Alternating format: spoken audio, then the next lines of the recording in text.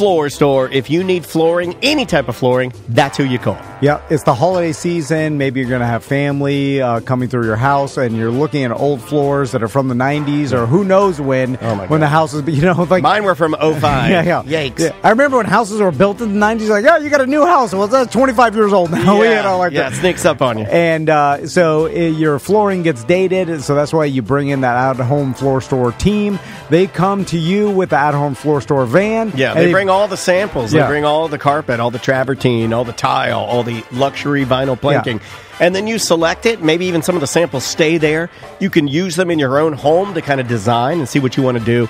Easiest experience I've ever done with any type of flooring, and I've owned 3 houses, and this was by far the easiest thing you will ever do. Yep, they did the flooring throughout my entire house. They have their great installation team, great demo team, and you're going to save money because they don't have to pay all the overhead of having a giant store. It's a different experience, and we think you're going to really like it. It's Central Florida and Tampa. It's athomefloorstore.com.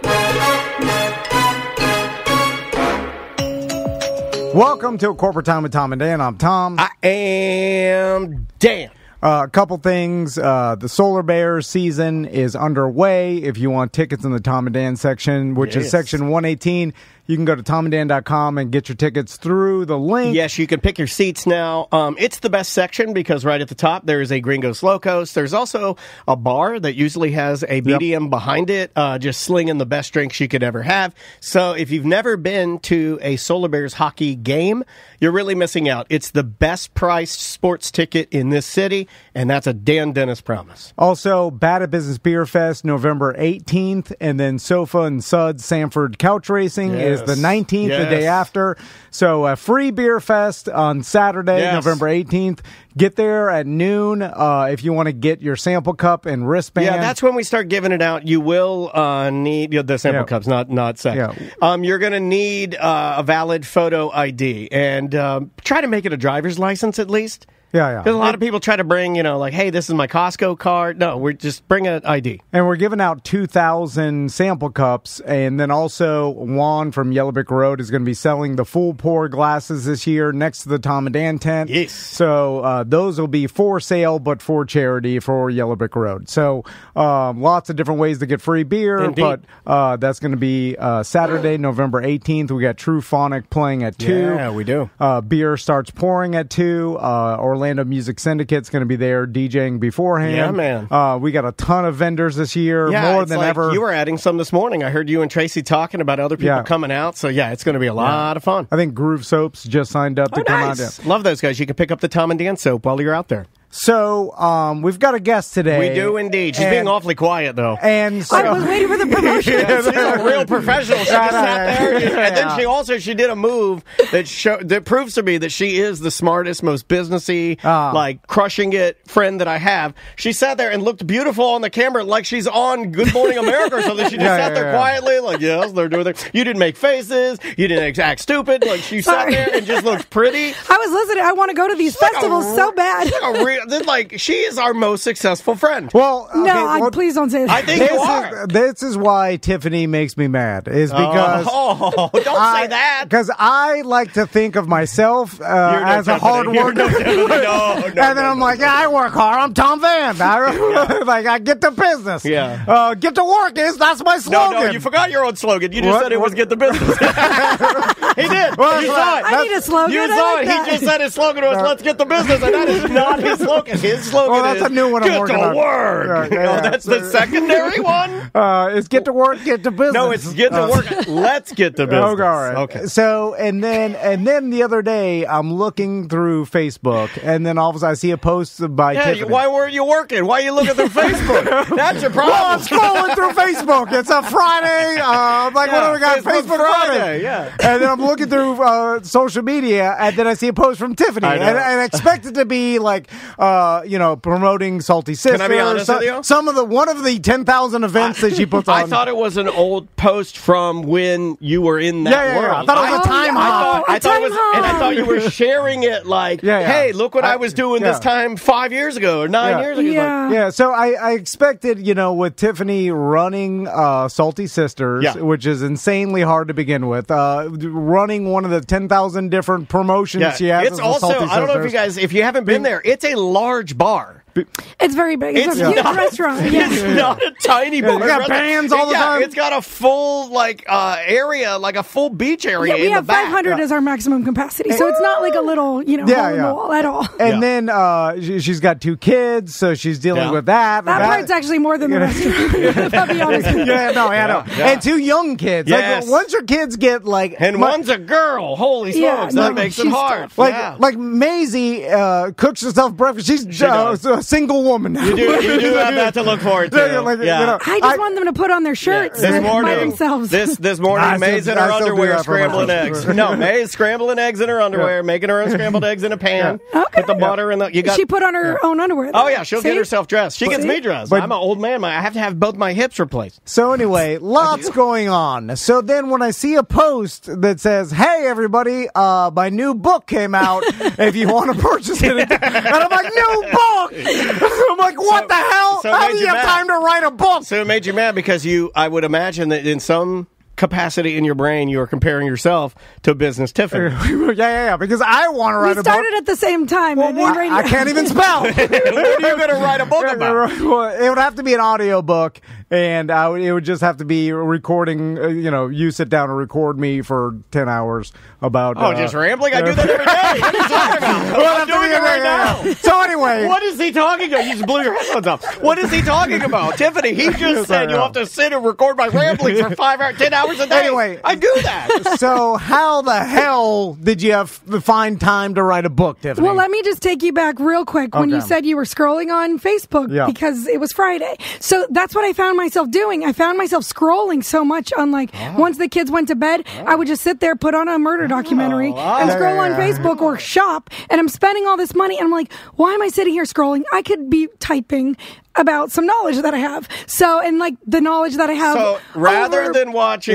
So, you took your only free time. So, I have I had 2 hours a night where I don't, my kids go to sleep and I decompress for 2 hours before I go to bed. And that's called the time you have for yourself, not extra working time. Oh my God. During that time, I have to go to the bathroom, pretend to be going, fun time for men. I have to do fun time for men. I have to do, what else do I have to do? You have now become Cocoa Beach Taylor Swift. Yeah, you are. Everything. You only work 24 hours a day. I feel like I don't, though. That's the thing. Salty Sisters. Tiffany's edition. Tiffany's version. And the whole thing was spelling. I can't spell either. I had a guy spell check the whole thing. A guy? Yeah. Some guy on the internet. Okay, on Fiverr. Read this. No, that's where I did it. I did it on Fiverr, which there is one mistake, which is big, but... my gosh. Should have spent $7. Hold on. So going back to... your only free time at night, you decided to work and write this book. And why did you even decide to write it? Because it's about the marijuana gummy business. Yes. Which you were in before, prior to Salty Sisters and all that in California. But why'd you feel the need to write this book? So when I was learning how to make marijuana edibles, I was looking online, trying to find books, trying to find recipes, Google searching, and then I would watch all these YouTube videos and everything was the same. It was cooking for cannabis at home. And so I couldn't figure it out. It took me months and months and months of remaking the recipes because when you cook in bulk, it's a whole nother ballgame. And so it took me 10 months to get it where the gummies were not sticking together because of all the different chemistry behind the way it comes out. And so I was like, man, I have so much knowledge on this, but nobody has written a book on bulk gummies. Everybody's written a book on how to make gummies at home to cook at home for your friends. Yeah. Okay. But nobody's written a book on cannabis gummies in a maximum capacity. Nobody's made this for the dealers. To actually do it for the dealers. Yeah. And so with all these states coming to recreational and becoming legal, there's so many people trying to get in the business. Sure. And I was like, man, they're all going to go through what I went through and they're going to be looking for a book. And so that was the drive behind it. So, Tiffany, I'm interested in this because, okay, let's rewind before marijuana was medically legal in Florida, right? Yes. So, I used to buy these gummies from a BDM drug dealer, and I used to go meet him at the gas station, and we do our drug deal. Yeah. At one time, Travis came pulling up. I thought the guy was going to kill Travis. Anyway, so one of the many times that Travis almost ruined something. And this ties into Tiffany too, because when Tiffany got married in Mexico, we went to Mexico, and I wanted to bring THC. So you're addicted. Yeah. So what I did is I bought these gummies, which I assumed were from California, or they were some recreational legal. Colorado, California. It was definitely California because they were in a bag. And in Colorado, they're single servings.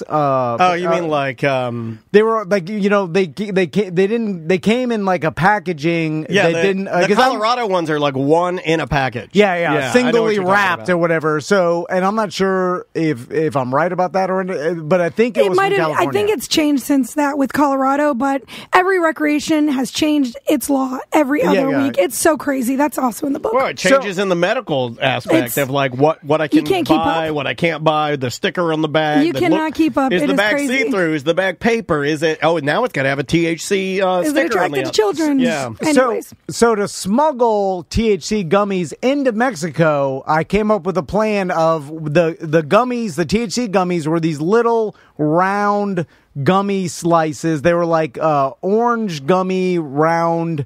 Like orange slices, like like the ones your peepaw gives you at his house. But they were round anyway. They were like round gummies that looked familiar. And I remember I went to CVS and I found a bag that literally was the exact same gummy. Like I'm holding them up, so I bought the bag of CVS gummies and I'm looking at them and I'm like, wait a minute, it looks like maybe the THC gummies, like they just bought the generic round gummies and then put THC oil on each one or something. You know what I'm saying? Right. Because they looked so similar. I was like, this wasn't made by a THC company. This was made by Jerry, some candy company, and then they just added. Yeah. That's what I thought. Yeah. Because so then I literally. It's like soaking fruit in vodka. It's like the fruit was already made. Right there. Okay. So when they first started doing cannabis with gummies in California, that's how they did it. They would spray the THC on the gummies. So they would buy them in bulk, gummy bears, whatever kind of gummy they could find. From some candy and they would company. Spray it. Okay. But the problem is, once it went to testing,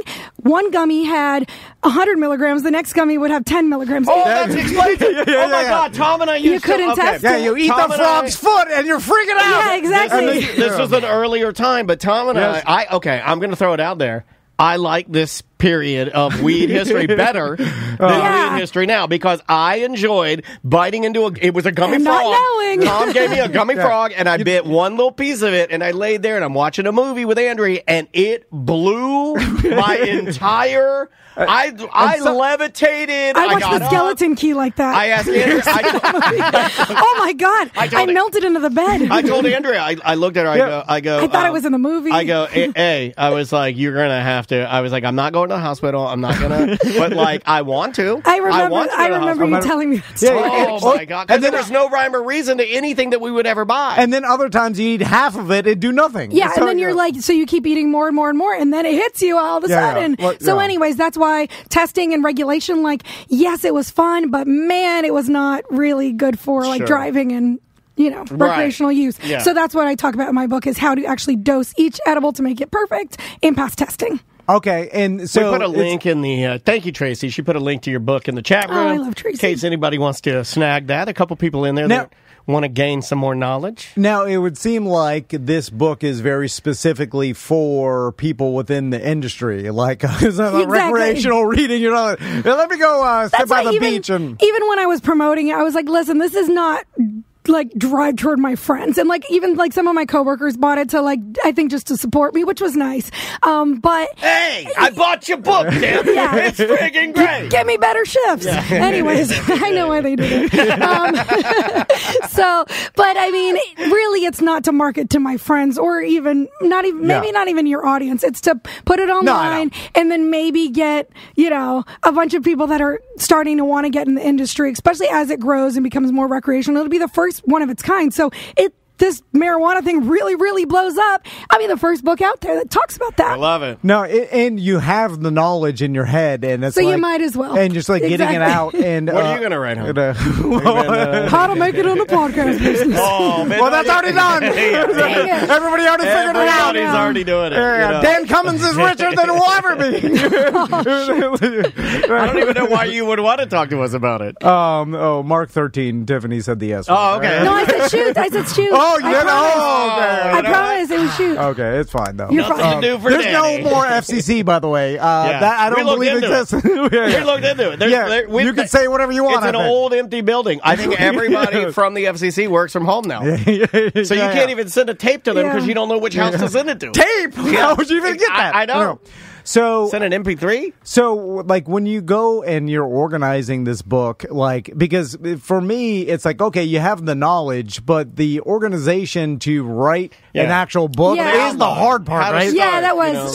So then like because I'm interested, regardless of who's going to buy the book with this listening to this, because it's very specifically into the gummy industry. Is it straight facts, or did you put any like? No, there's a lot of character in it. Like me, there's a lot of me, and even the editor. So it has a tone. Like, definitely has a tone. It's completely from me, and you can tell. I didn't use any chat CPT or whatever it's called. Okay, we know you didn't based on that. That's proven. I didn't use any of that, which a lot of people do now. It's like the whole book is that. But we use it for our show notes, but if there was ever anything I needed to write that was coming from me in my voice, you shouldn't do that. Hold on, I can get ChatGPT to write me a book. I'm going to do that for sure. There is a lawsuit right now from George R.R. Martin of Game of Thrones where a guy took AI, fed it all of his books, and because he won't finish the ending, apparently this computer programmer, asked the ChatGPT, based on all the other books, to write the endings, and guess what? They're effing great. And now everybody, it's a big lawsuit, so maybe we'll talk about that later. But apparently, people that have read the books are like,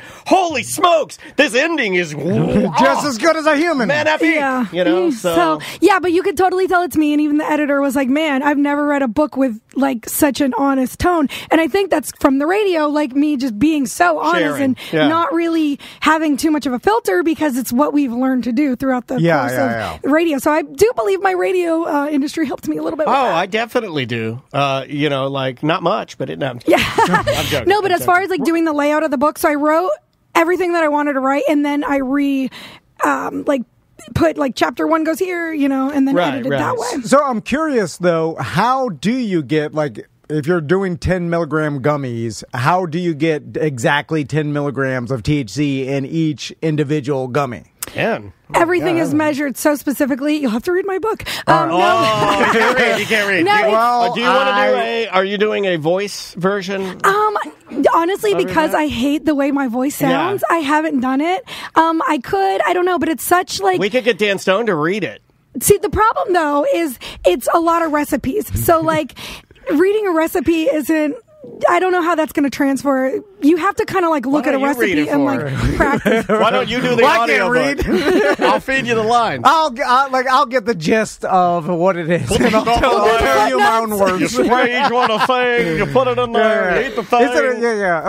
No, there's so much. I couldn't even just like tell you how to do it. It's a really long time. Do you have to buy specific equipment? Yes. Okay. Do they still use horse hooves for gelatin? I hope so. I'm a hoof man. Yeah, I want original hooves. Yeah, we found this out last week that Tom and I are against fruit pectin. We are hoof only. I do too. I do the pectin recipe and I do the hoof. I do the cleanest hoof you can do. I do the cleanest way you can do, which is the sheets. Hoof. I don't want it. What if I want a dirty hoof? I want to be I want to be really high and think about how a horse died to get me high. Yes. Just because like a horse gave up his hooves. The worst part is, I don't think people understand this, is that because of the way that the hoofs are processed, the horse must be alive when you remove the hoof. It's a terrifying. It's like pulling your fingernails out. It's a terrifying. Well, you could also do it with pigs. Yeah, pig. I forgot about the other hooves. Yeah, tastes like bacon. Well, they're all the same, those right? are the cheaper ones. Oh, pig what hooves, is the cheapest hoof that money can buy? I think a pig, definitely right? the powder hoofs. Powder hoof. Powder pig hoof. Yeah, powder pig hoof. Bulk from China. You are one of my favorite people. You always game and play along with how stupid we are, and I love you for it. And that is not in the book. This is private knowledge. This is private knowledge. I did not put that in there. I didn't even think about it, to be honest. Write that. That's it. You can put that at the very end of the book. Write star, asterisk, powdered pig hoof. Because I remember, Tiffany, when we were talking, when you had your gummy business, about you were on the show, we talked about those how were great. Like your gummies were so good, right? Really good. And you can recreate that. But we were talking about how much I didn't know it was your secret recipe. It's all my secrets. That's why I did it. Like that's badass. Didn't one time you had to burn in front of some inspector That's all your gummies? Yeah, that was a mistake. And so that's another reason why I wrote the book, because it made me I spent God, that mistake cost me, I want to say $7,000, which was personal money. That was when I was singing in Vegas. So I made, $600 every time I'd sing in Vegas. So multiply that. That's what I burned and threw in the trash worth of performing. You know what I'm saying? That's what I compared it to. Was there an inspector just standing there with his arms on his face? All right, keep burning them. While I cried in the background when I was pregnant, yes. You were pregnant? I was pregnant with my kid, my only son. I was pregnant, almost 8 months pregnant, as they burned thousands of products in front of me. And what are they burning it in a fireplace? Yes, in a big oh God, what's it called? A barrel? A barrel. I swear, a barrel. And we had to throw a homeless barrel. We had to they don't have an 18-wheeler they pull up and then you throw all the stuff. And it was crazy because my gummies were 5 milligrams at the time, and I did 20 in each pack, but they tested as 5.5, which made the packs 111 grams total, which is what it ended up being. And legally they could only be 109. So I was over by 1 milligram per pack, and it cost me $7,000. Just take out a couple gummies. Just take out 2 gummies per pack. Can't do that because back then they wouldn't let you.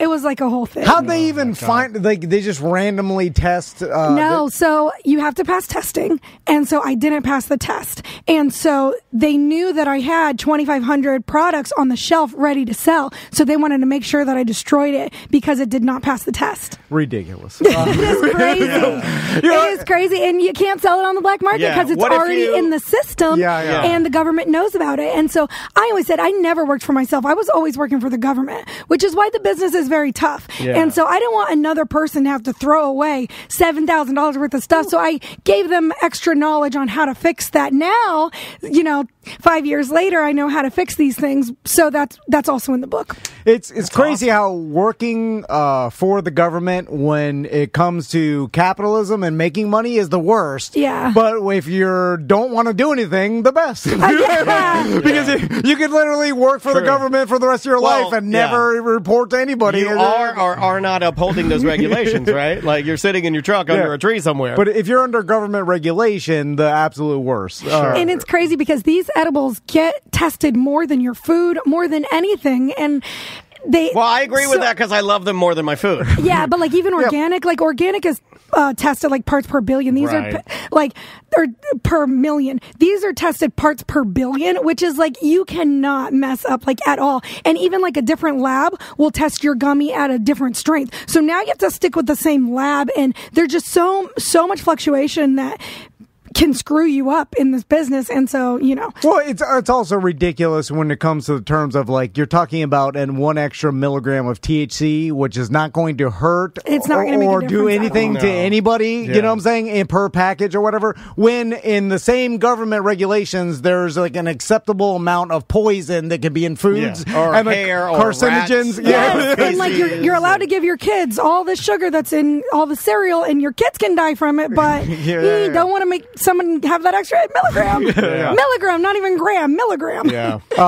When they're burning it and they bring the burn barrel, do they put it in there or do they make you do it? They make us do everything. Okay, so that's sad. We're we have to pay someone to destroy it in front of us, in front of them. We had to pay a guy overtime because how long it took him to dump all these gummies, and he had to record it and then send them the recording too. And I think I can fake that. I think I could have a whole hole on the other side of the barrel, and as Javier walks over and he's dumping them in, they're going into what the a waste. hole. Can you get high off the smoke? Can you stand next to the barrel? She was pregnant. She can't stand next to the barrel. I couldn't even be involved. I couldn't even pay myself to destroy it because he's right. I was pregnant. Yeah, you can't be near that, man. All the burning plastic or whatever's in. I don't even know what. Are they burning just the gummies? They burn just the gummies. I got to keep the glasses. That was nice. Yeah, that's cool. The containers. Yeah. Is every state kind of the same when it comes to this? I believe so. Okay. So and that's another thing is I don't give any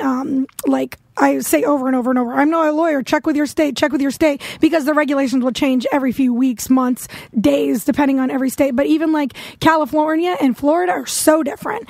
And I don't know what... In some states, you're only allowed 5 milligrams per gummy. Others are allowed 12. Even in Massachusetts, you're allowed to be wrong by like 5%. And in California, you're allowed to be wrong by like 10%. And then in, I did a consulting thing for Vegas. In Vegas, you're allowed 20% off. So it's easier to pass testing in Vegas than it is in California. 20%? That's a lot of extra THC. It is. Does that work the opposite direction too? Like if they test it and it comes in 20% off in the negative? Yes. So, you still have to destroy it. You still have to destroy it. Interesting. Although you'd prefer that because you could add more. You could add more gummies, but then you'd have to make sure those tested the same as that. And right. Then you're doing crazy makeup math. Exactly, which I've done before, and it's not fun. I bet. It is not fun. Well, not to switch gears totally, but let's talk about Salty Sisters. You're coming up on 1 year. That's true. Yeah, this month is when I was open for exactly a year. Congratulations. Thank you. That is when amazing. Is the day, you're going to have like a year anniversary? So when we did our grand opening, it was the first week of January. So I think we're going to stick with that as far as like our anniversary party. Also because the holidays are just so crazy. Like from now until December, I'm doing all the holiday parties, and we're like completely booked out for holiday parties, which is awesome. So I have like just getting my gears ready for the holidays. So we're not even going to plan that until January. Gotcha. And so from a year of running your restaurant, Salty Sisters, what have you learned? What have I learned the most? What's the hardest part? What's the easier than you expected? Or the most rewarding part? Because I feel like we constantly talk about all the hard parts of running a restaurant. Yeah. I'm obsessed with how hard it is and like the grind, and then the how hard it is to manage all the employees and the restaurant industry in general. Oh, the chat room is asking, no, I don't believe she sells gummies at Salty Sisters. I don't. I'm not in the business anymore. I consult. I have my business consulting. Look, as nice as it would be to pull into the parking lot and then eat a Salty Sister gummy and then wait 5-10 minutes and then eat a burger. You'd be real rich. Delicious burger. It would just be looping itself. I would just keep doing the burger loop. If you could sell THC gummies at Salty Sisters, you'd be rich. Yeah. People would. I wouldn't even have to write the book. Exactly. So, as far as like. So the question is, what was the hardest thing, or what was the most? Is there anything that surprised me the most? Yes. Okay, so this may be weird. The thing that surprised me the most is the person that will stand out as like the best employee one day will be the worst employee the next day, and that's kind of shocking me because I'll be like, oh my god, I love this person so much. Let's give him or her all the shifts, and then man, they go downhill like that, and they turn on you, and it's like. Oh, man, I didn't see that coming, and it happens every time. So I don't really, really love anyone because I'm just waiting for the foot to drop, which kind of sucks. Yeah. So Tom's been turning on me for about 20 years, though.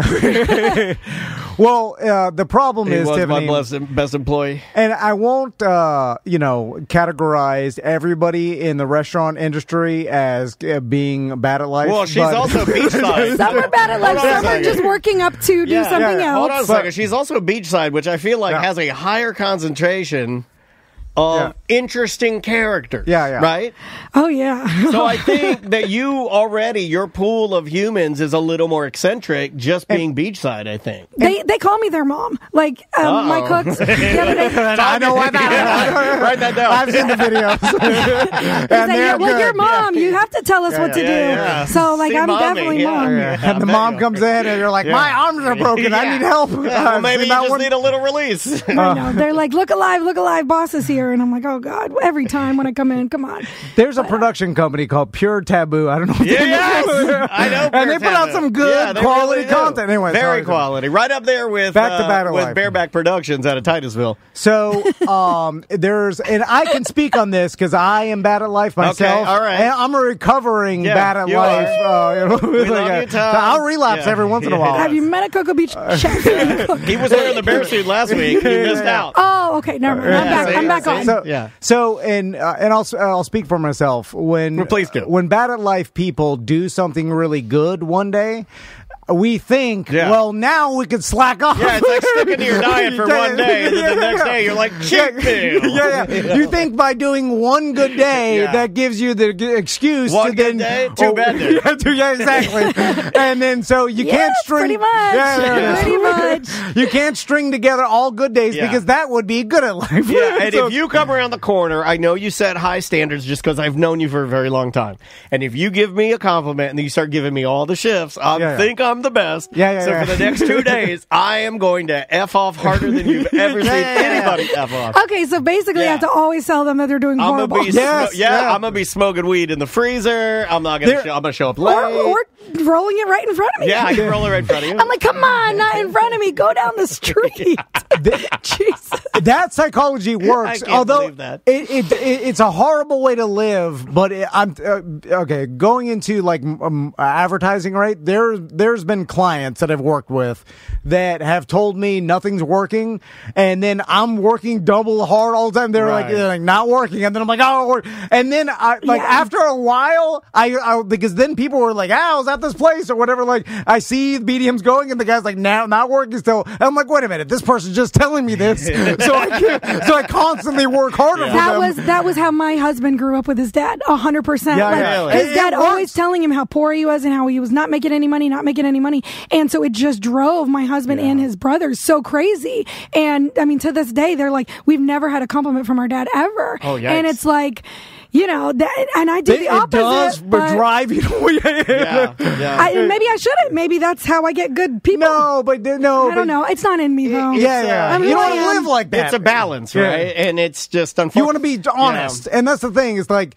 just being honest. And I think after a while, like being honest does pay off, because the other way, once I realized that person is just telling me it's not working, and then it is working, I gave up because I was like, well, if they're not going to be honest with me, then this is just going to be then you're wasting your time. It's a one-sided relationship. They're going to keep asking, and you're going to keep trying your hardest. At that point, you might as well go in separate directions, which I think eventually happened. But so, Tiffany, back to Salty Sisters. I noticed that you're constantly doing events at all times, and has that been a difference maker as far as, like, I remember new faces or regulars? You have yoga night and you have trivia. Like, there's a night every single night. There is a night every single night, and that has definitely brought sales. Especially like we started doing half off wings on Wednesdays. And so that our sales went from being our worst night of the week to being our best night of the week. Oh, wow. So that definitely helped out for sure. And then we do $7 burgers on Tuesdays, which typically restaurants don't even open on Tuesdays because it's such a bad night. And our sales are way up on Tuesdays. So the promotions during the week are for sure working. And then when I do like a big thing, like I'm doing Kids Day on December 9th, and we're doing like a DJ, face painting, bounce house, all that, we'll see a spike of sales for sure. And then that's parents that have never been there before that now see that they can have a dinner with our play place right there. So I've noticed our sales spike the most when it comes to kids. Like we market toward kids and parents, because there's no other restaurant that has the kid area where parents can just sit there and have a drink and don't have to pay for a babysitter. I feel like that's our niche because no other restaurants around do that. Yeah, no, 100%. And when you figured that out and then you added the bigger kid play area, and I was like, this is brilliant, because parents do want some place to go sit down and have their kids run around. Especially when they're toddlers and not toddlers, but like a little older than that, Our sweet spot is like 3 to 8 on that playground. Perfect. And when the kids are like begging their parents to go to Salty Sisters, even my kids beg me, can we go to the Salty Sisters to go on the playground? I'm like, yes, it's working. And so, when we added that playground, I saw a spike in our sales that have been consistent at 20%. Our sales went up 20% when we added that playground. And I'm not trying to give any other business this advice, but for us, that was definitely key. Well, a lot of places don't have the area. Exactly. Like you've got the built-in area that a lot of people don't have, and you're utilizing it, which is smart. And like we were talking before the show even started, that it's like your hustle and then you constantly doing these things are the difference maker. And it'll always be that. It was like if you continuing to do stuff and to try to do extra things or like take the extra effort to do things, like guess what, it works. From our chat room, Shred Bear says, yes, if I can have a cold beer, a discounted wing, and my kid is welcome, sold. Yeah. Exactly. That was our goal. And because we have young kids too, like when I see parents that are chilling and their kids won't sit in a high chair, because that's my daughter, she won't sit in freaking high chair. And so they're able to like run around in the yard. I'm like, and the parents say, thank you so much for having this place. I'm like, you're doing exactly what we wanted. That's what we wanted because we have kids, so we get it. And so that was like a thing that we didn't expect going into the restaurant business. And then another thing that I didn't personally expect was having my sister is so key, and I'm not trying to like blow up her spot because I know we've been like talking about me promoting because I am the promoter of it, but because she handles the ordering and the liquor ordering and the food, and she knows how to like go back and forth with all the reps that I do not have the time to do because I'm too busy doing the promotions. She is the reason why the business works, and I'm the reason why the rest of it works, if that makes sense. Nice. So you get a good partner. And we didn't know that because most restaurants fail because of your partnership, and it's like number 4 of top reasons. Number 1 is actually location, but number 4 is because your partnership, somebody's not doing what they're supposed to do, or one person's pulling it, so then you get in fights. And we've never even had an argument because I respect her work ethic so much, she respects mine so much, and because we grew up in the same house, we get it, each other's. We watched our dad just working so hard, so we just thought that's how everybody does it. And so we continuously just work. I mean, my sister, she has 2 restaurants, so she's working harder than me, and she didn't have time to write a book because she works at another place. I mean, she runs 2 restaurants full time. Absolutely crazy. You bring up a good point about having a good business partner, because me and Daniel have experienced this with T&D Media, and the one good thing is to not know what the other person is doing at any time, which me and Daniel have. Like, we each don't know what the other is doing. No clue. And have no idea. Don't want to know. I don't want to know. And that's made it better because then it keeps you from stick your toe in Daniel's business. I don't even want to know what he's doing. You don't want to. Like, it scares me. And you didn't know, like when you first started Tom in A Mediocre Time, you didn't know that you would automatically fall into such specific roles. You probably, or did you? No, well, we knew that one person was good at one thing and the other person, and just let them be good at what they're good at. I mean, I already had the studio, and then it was like, well, I guess I'll just continue building upon this and making it bigger. And you couldn't do it without him, and he couldn't do it without you. And that's how I feel about my sister. Absolutely. So when everybody's like, how are you running this whole thing? And I point to our sign and say, because of the S, the Salty Sisters. That S is how we're able to do this big of a place together. Salty Sisters. The S is for saving. The S is for save us. Because there's no way you could do that place by yourself. It's humongous. Without at least paying a lot of managers and stuff. And we don't have to do that yet because we're able to do I do the weekends, she does the weekdays. Yeah. So we're able to still do it together. But that's awesome, man. It's one so day good. we'll get a break and we'll have somebody else run it. But not today. Now, the only thing I feel like your life is missing, Tiffany, and I'm waiting for Please this. give me is the Tom good at life advice. No. I'm just because you got everything. You got the business. You wrote a book. Everything. You're a great mom. All right, what's she doing wrong? And then what's she missing? I try to do date night once a month. Once a month date night. Yeah. But I'm waiting for you to get back on the mic. What, in the radio game? No, not the radio. In the band. Singing. You want to start a band again? No, I'm waiting for Tiffany to be like, here we go. I'm on stage too. Friday nights. Oh, you mean at her own bar? Yes, because that's the pinnacle of bar ownership and performing is performing at your own bar. And Salty Sisters presents Tiffany Martin. And I know you've been thinking about it. It's been in the back of your head. And some reunion show, and when's it happening? I'm going to shock you with Tiffany this. Martin with a half-off wing band. So when I first started, I thought, I'm definitely going to bring my band from Vegas. We're going to get on stage. I'm going to sing with all the bands. Like, that's what...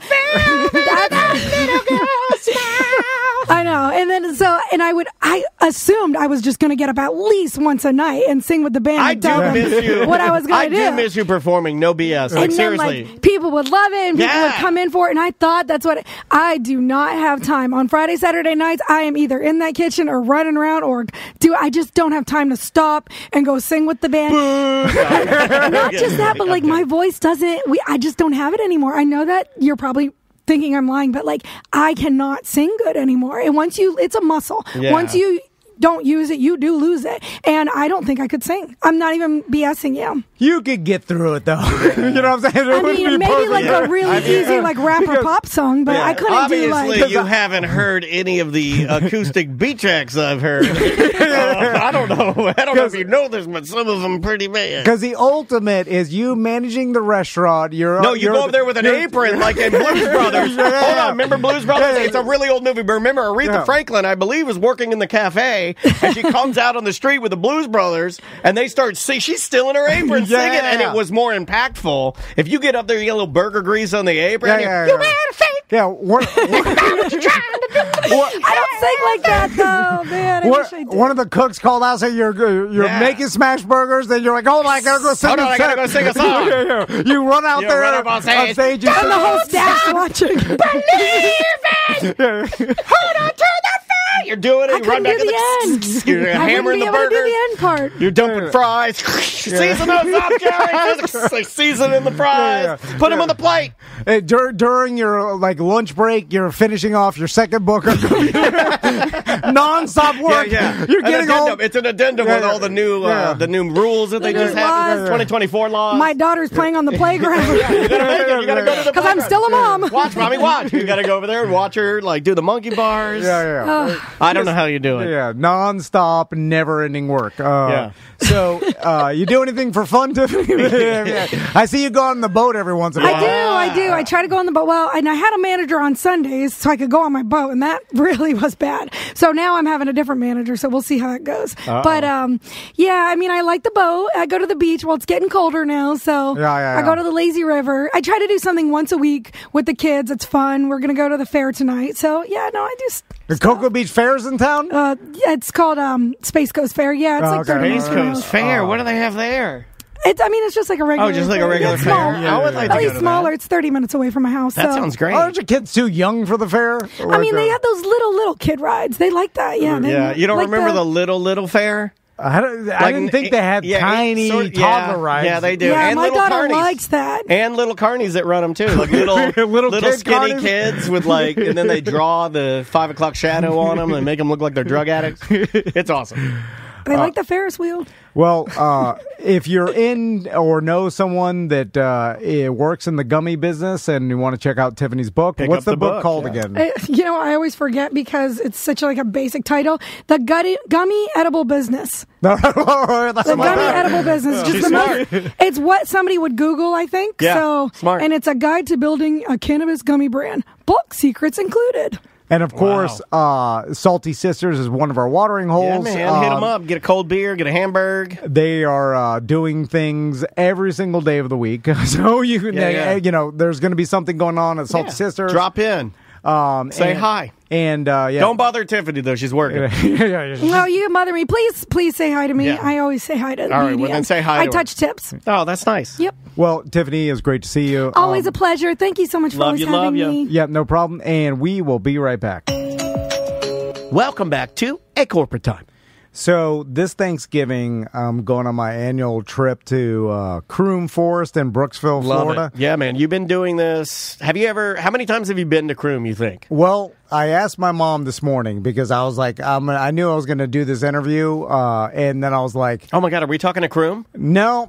I think I don't even know where the hell the name came from. Well, maybe we could ask Brent. But I asked my mom. I was like, when did you start taking me to Kroom? How did it happen? How did your mom and dad find Kroom and decide? Well, they had three-wheelers growing up, yes. and they rode out in the Everglades down in South Florida. Fun. And because my grandfather had a place out in the Everglades.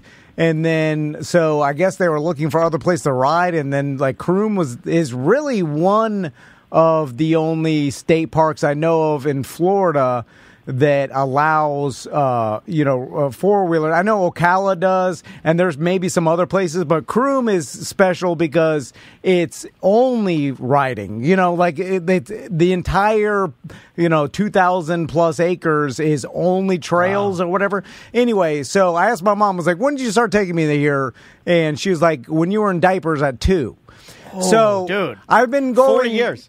For nearly 40 years. 40 years. 39 years. I wasn't saying that to be mean. I was actually saying that's an impressive feat. I thought it was over 30, but it's nearly 40. Yeah, I mean, if you're 41, you got to be kissing 40 years of riding dirt bikes in the same spot. Well, three-wheelers when I was young. My parents. You and a dirty diaper, dirt boogers. And then that started the Thanksgiving tradition, and then I'm now doing it with my sons. So anyway, throughout the 40 years of going to this place, I've seen it change a lot. And then a while back, there's always been this property in the middle of it. Yes. That I've the honey hole. It's like Star Island in Miami. I've ridden by it a bunch of times. I thought it was owned by some relative of the Park Service. I didn't know. I never knew.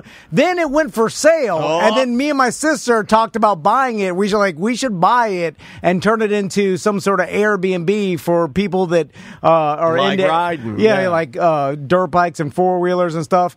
And we, of course, never did it because we don't have our paperwork together. Yeah, you got to have the paperwork together. We also don't have any down payment or any plan to do it. It's the paperwork and the money that really got in the way. But someone did do that exact same thing, and then it turns out that the people managing it are listeners, and they reached out. They reached out to us to talk about all their expansion they're doing. And on the line with us right now is Brent, either an owner or a part of the team. Brent, how you doing? Good. How are you guys doing? Good.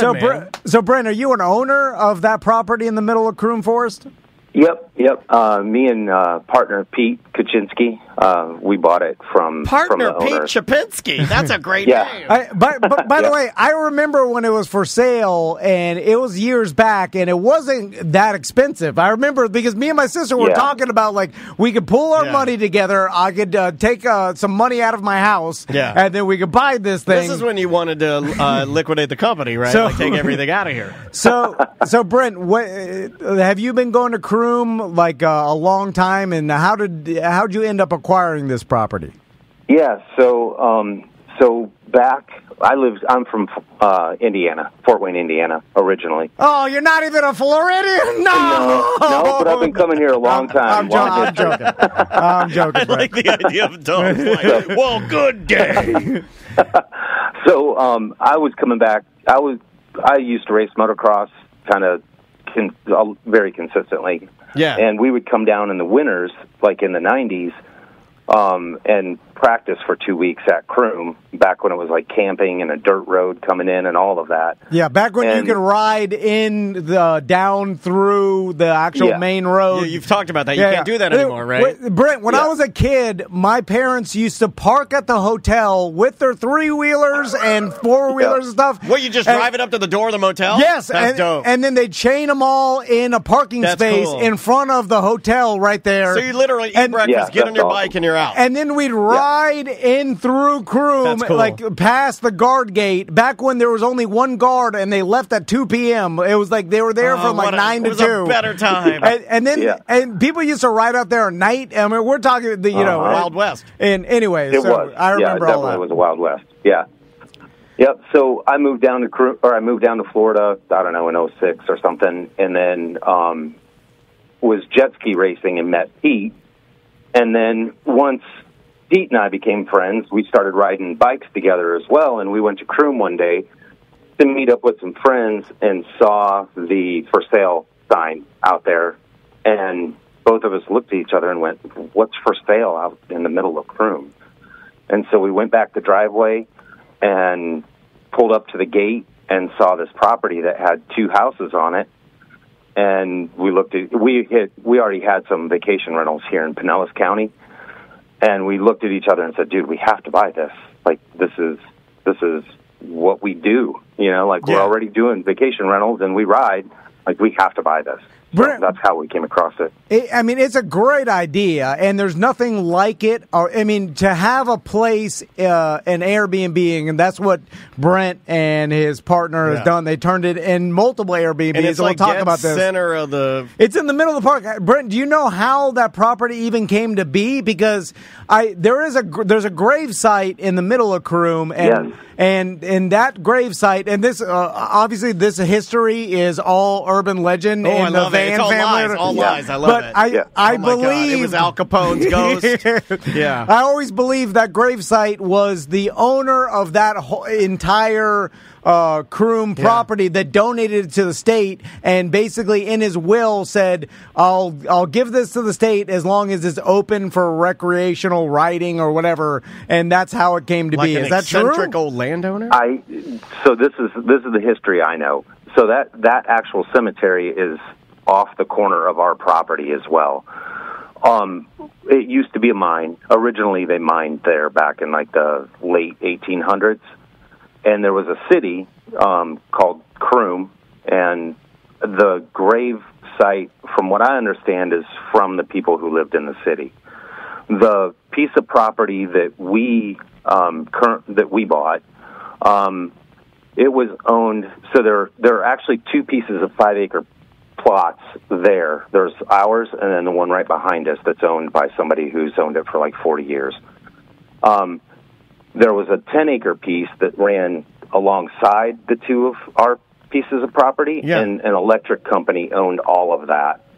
The electric company gave the 10 acres to Croom, or to the state, and then kept the 2 5-acre plots and eventually put them up for sale. Okay. And so they were bought by private individuals, and I don't know why the state didn't buy them, but for some reason they ended up in private hands. We then bought it from the owner that had it, that sold it to us, obviously, and he had been there for 30 years, and he was from Miami.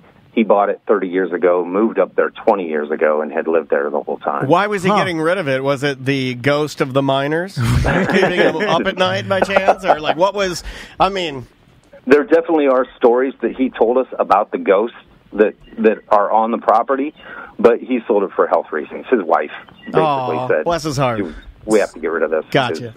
So Brent, and I know we're going to talk about, like, now you've turned it into an Airbnb. And, not just an Airbnb. You can sleep in a GD helicopter out there. Yeah. So, like, let's talk about the expansion. Let's talk about when Daniel wants to sleep with a helicopter. So, obviously, you looked at it like this is an opportunity for a great Airbnb for people that are enthusiasts, motorcycle enthusiasts, four-wheeler, dirt bike. I mean, trials bikes, because a lot of people don't realize back in there are a lot of hills and, a huge trials bike riding area. That. Trials bikes, I watched that on YouTube. Yeah, so trials bikes have been going there for years because it's actually like the elevation change back there from, and really it's from like the washout of a lake and less of like obviously hills, but trash hills. It's a super unique area and really cool to ride. Anyway, so where'd you start with the expansion? Obviously, the main houses, you're like, we could turn these into Airbnbs, but then you started adding RVs, and let's talk about the helicopter at the end. Yeah, so there were the 2 houses on the property when we bought it, and there was a RV that is.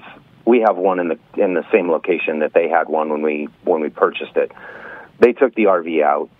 And we just wanted to get more units on the property because it's 5 acres, and just to have like the 2 houses there seemed like better use. Yeah, a bit of a waste. More stuff on it. Yeah, for sure. So we put the 3 travel trailers on it and kind of build out all the infrastructure and all the fencing and all that stuff, and then Yeah, so we just expanded it, and we were kind of looking for another unit for Pete and I to use because we're renting all the others, so we didn't get to use it much. And we started kind of searching around, and then we were searching for storage containers, maybe do like a storage container build out. Oh, yeah. And then that's when we found Chinook. Yeah, right. so I do like that you went... Where'd you find it? I do like that you went with the Chinook versus the storage container, because storage container is a little too hipster, if I'm just being honest. Everybody's seems got, cheaper, like, though. I don't know, like... You got a teeny-weeny beanie, you got a storage container, you got a cat, you got little rim glasses, you're watering succulents. Nah, you don't want any of that. But Get the Chinook in there. Yeah, but the shell of a Chinook seems like it would be pretty expensive. Yeah, how do you get it in there, and how much did it cost? Well, we were talking on the phone one night about the storage containers, and Pete said, "Hey, I saw this helicopter for sale." Oh, Pete's crazy. Like, local, right, in Polk County. And I was like, well, why are we talking about buying a storage container then? Polk County helicopter, that sounds odd. That also sounds like a sex move. The Polk County helicopter. You'll have to clue me in on what that is. I apologize. Don't tell Pete I said that. Hey, you had to put cocaine on the tip. right at the end of the rotor. Sorry. Okay. So it was being used by a skydive place out in Polk County, and it was their office. And then they went out of business, and they had it for sale on Facebook, of all places. Oh, you got it on the Facebook Marketplace. Tom has always said you can get anything on there, and I call him a liar, and he's right. Nope, I guess you really can. You can get anything on there. And where can you find pictures? Because you sent me the pictures, and they decked out the inside, and it's the only helicopter Airbnb that I know of. But it's so cool. It's because I didn't think there was that much room inside. That's a big helicopter. That's a big boy. You put the sick people in big. Yeah. It is What's a the big square helicopter. footage of that? Well, it's about 50 feet long and about 8 feet wide inside. Yeah, so that's all you need. It's like a tiny RV. Yeah, it is. It's like a tiny home kind of square footage, and we put a bedroom in the front. That's the cockpit is part of the bedroom. I know why you did that. Yeah, it's pretty cool. Yeah. Not too much slamming going on in crew. Are you crazy? I'll be slamming everything. No, you're dirty. You're very dirty. I'm not dirty. Your face is dusty. Everybody's face I take a shower. Brown dusty. Well, they don't have any showers on. I walk to the bunkhouse, I showered out, I come back, and I get to slamming in the cockpit. I wouldn't do that. If you let me stay there, I would not do that. I would be good. Brent, I'm curious. Yeah, I'm sure everyone will. Yeah, I'm sure there'll be none of that happening. Yeah, of course not. Who wants to rock the rotors off that thing? Do you have any contact with the actual park service? And do they they hassle you? They're hassling you, right? Do they frown upon it? Like, what's their feeling of you having the Airbnb in the middle of the forest? The government loves it. Well, so we don't have contact with the actual Florida State Park, but we have contact with the rangers who do, and the rangers, we have a really good relationship with them. That's awesome. Yeah, and they've been very, very cool about everything, and it's private property, and that's kind of their view of it all. This is your private property. Do what you want there. Abide by the rules when you step outside your fence. I'm surprised they didn't want to snatch that up just to make all of Croom government-owned. Yeah, me too. I'm surprised that when that was for sale, they wouldn't have slotted some money in to make it. But yeah, I'm glad it went to a person and not the government. Because there's only there's a small campsite in Croom, but it's small. And by the way, the dumbest thing I've ever witnessed was during COVID, we were camping at Croom, and then they blocked off every other campsite. And I know it's not the park's fault. The park was just following whatever the government said. We were all just doing what we thought we needed to do. But you didn't need to. I know. Each spot is 25 feet wide, and it's like, I don't need, we're fine, we're distance enough. You don't need, Every morning I wake up, I look in the mirror, and I'm looking at the man who wiped down his Cheez-Its box, okay? No, but I'm like, more people are getting COVID because now they can't be separated from each other out here in the goddamn forest. Right. Anyway. And the park. Yeah. Exactly. So, but there isn't that many places. Like I know, like each year we go every year for Thanksgiving. It fills up, right? And we have to book ours literally a year in advance. Like Crystal sets her alarm for 1 year, 365 days to be able to even get a spot for Thanksgiving. And then other than that, like camping inside, you can only stay at the hotels. Gotcha. And then you got to trailer your bikes in. And it's like a pain in the ass. No, let me ask you guys this question: why did they decide? Because I've always wondered this. Because you've told, I know all the stuff you've talked about Croom. It doesn't really make any sense to me why they would want you to not drive your bikes out and then handle it outside of Croom. Why are you wanting me to trailer them in? Because people died on the road. I think I remember the story. There was a girl who died.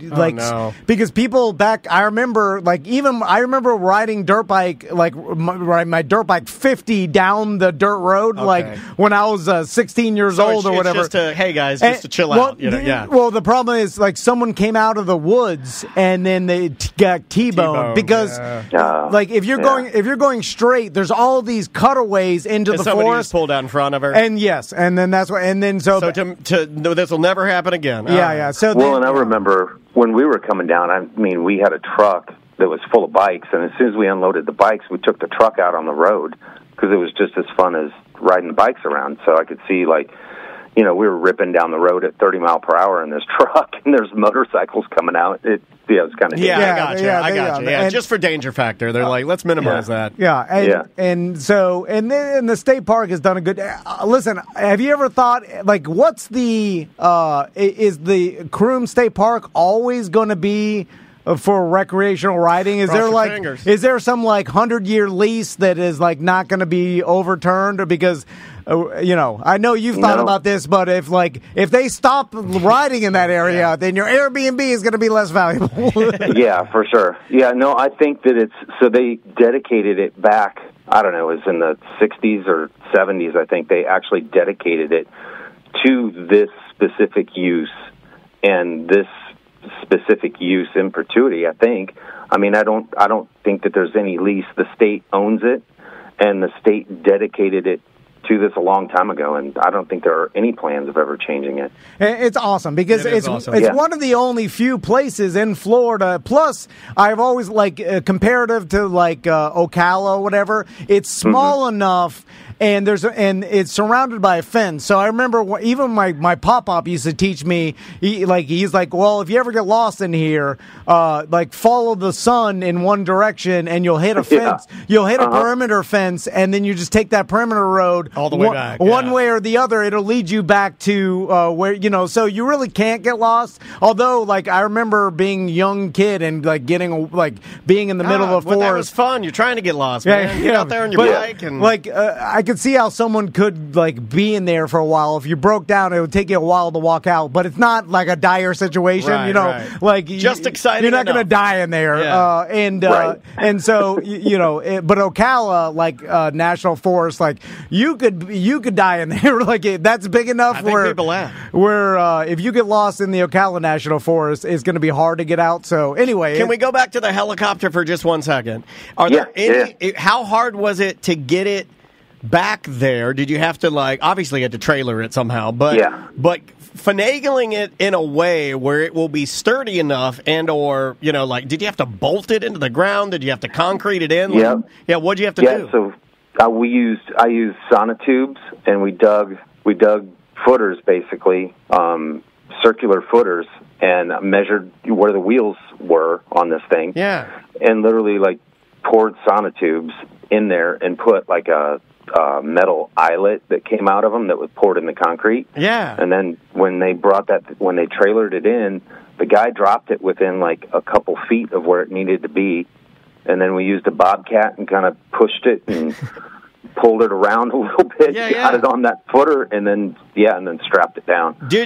Were there any things that had to be deactivated or anything? Because I know, in the tanks that we've ridden at Tank America and stuff like that, they fill the actual, what is that called? The turret? The turret, thank you. They fill it with concrete, so it can't fall. Gotcha. Yeah, do they do anything with the helicopter to make sure you guys aren't going to try and, get it rolling again? Because there's a guy on YouTube I saw that buys military equipment. And he fixes it up. No, he fixes it up and flies it. And he has a Chinook. He bought one, and then he made it all matte black. And, like, he's an ex-pilot, though. He's, like, one of those guys. Right. Yeah. Was there anything weird you guys had to do with it?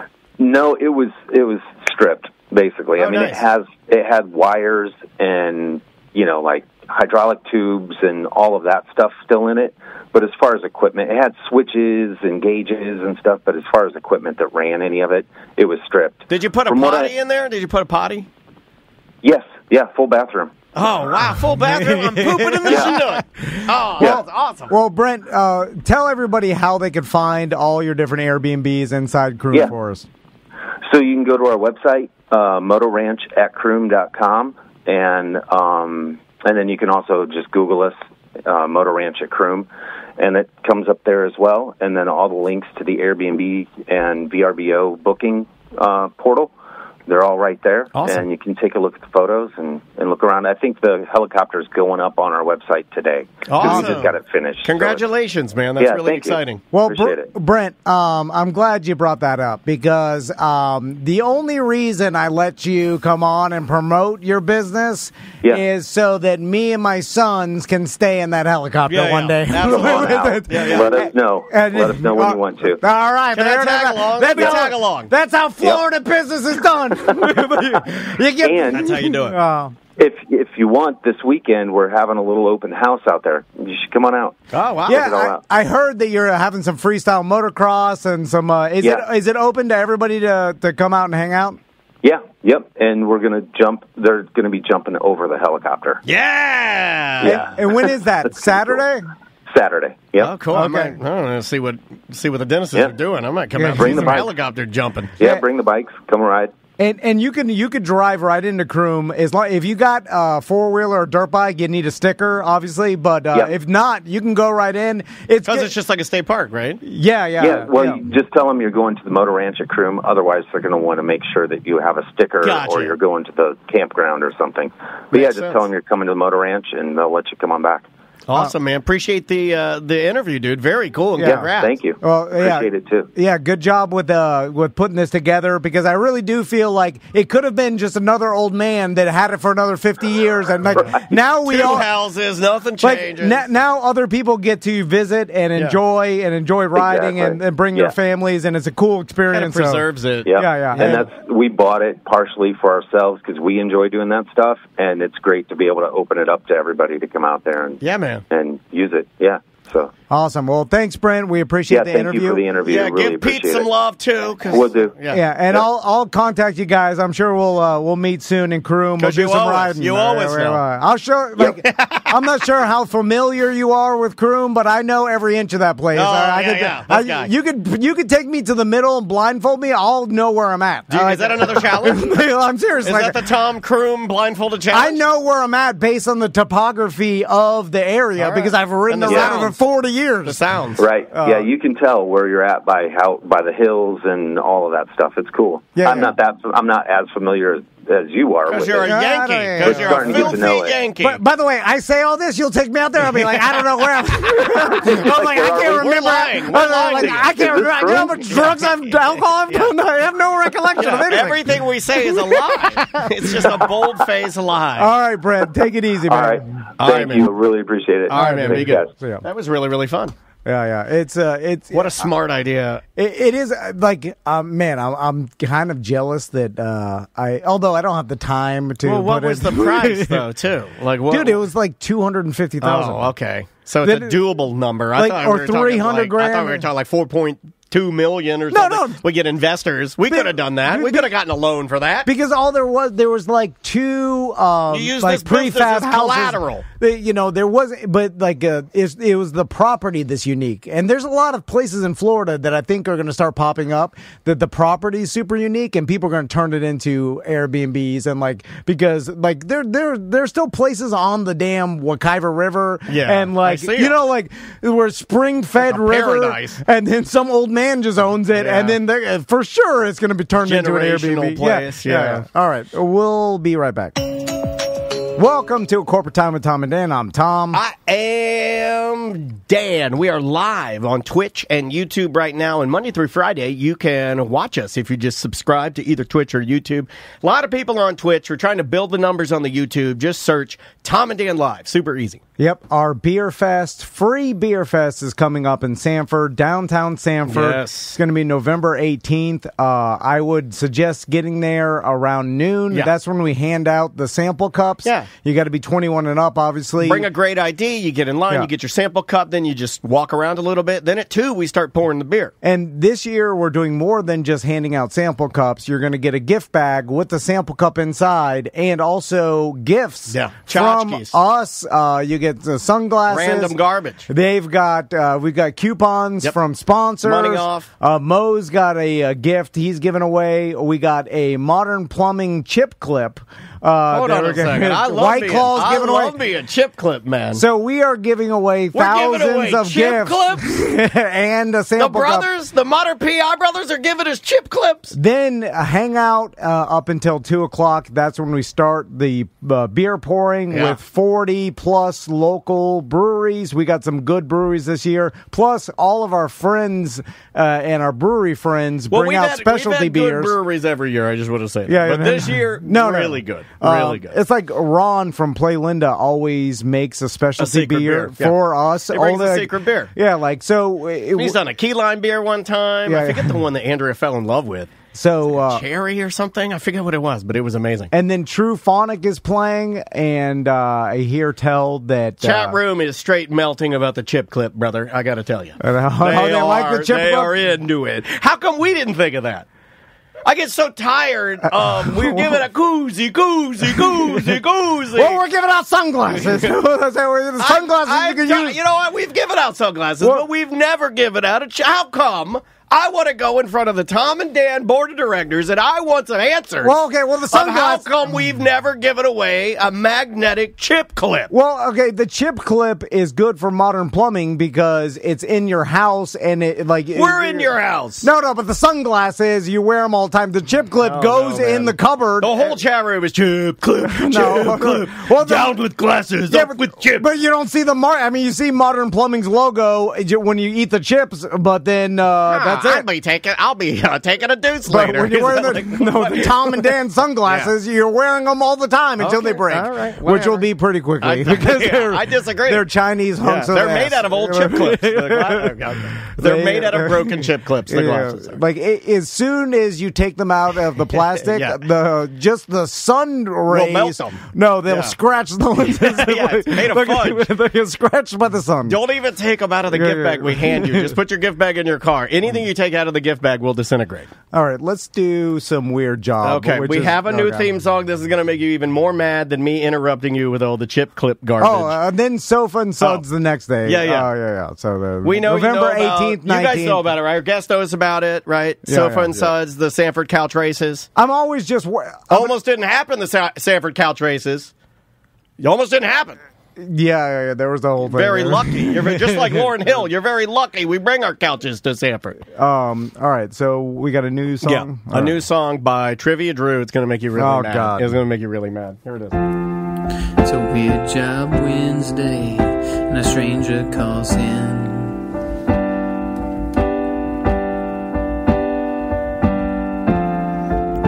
Another fat slob talking about their job. Is he really playing the piano? I think he's really playing the piano, and he's doing lightning crashes, right?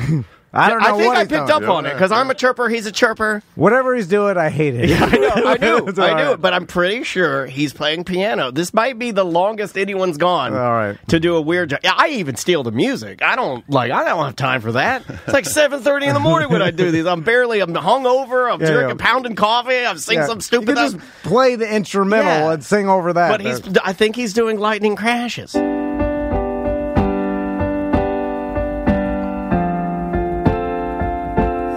Then Tom opens his eyes.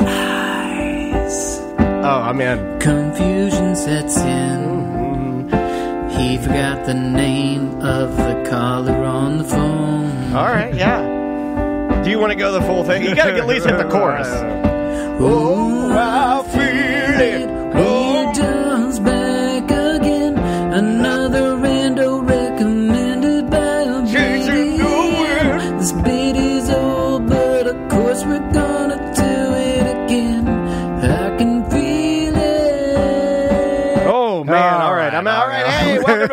everybody. We're glad to have you here. I wonder if he tried to grow a rat tail like old Ed Kwasowski has.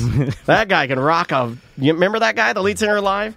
Long rat tail. So Grant is here. How you doing, Grant? I'm doing good, Tom. Thank you. So this is more of a weird... I'm doing good, man. Thank you for putting me in a different spot than Dad. This is more of a weird hobby Wednesday. Yes.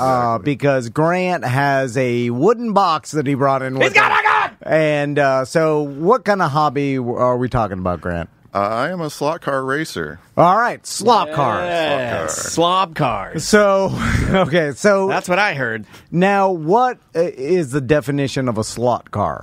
Well, there's a lot of different genres of slot cars, but basically it is a small model type hobby car that rides in a slot along a groove, sort of like a model train, but rather than tracks, there's a guide that the car uses to follow around a circuit. I love these. Okay. I had these as a kid. So, I mean, probably not like what you're going to show us, but I had the trigger gun. Is that the triggers where I'm pulling the triggers? Absolutely. And, yeah, I would pull I had a Tyco. Okay, so set, and you'd pull the triggers, and me and my dad would race the car. It was awesome, dude. I had one of these too. I kind of want one now. Kid. Yeah, you know, like I don't know what it is about these slot cars. When you mention them to men, we all go like, "Oh, I got to get the slot cars." So they're powered. They're electric, right? Exactly. Okay, and so what's the difference between like the toys that me and Daniel grew up with, and then professional slot car racers? I imagine like the cars are faster. Well, I can actually show you. So actually this car I'm holding right now, this is one of my cars I have from my childhood, probably what Dan used. This is a Tyco. Yeah, man. I don't know about you guys, but the mecca for me around here when I was a kid growing up as a toy store was the Toys R Us on Altamont and 436 across from the mall. Yes.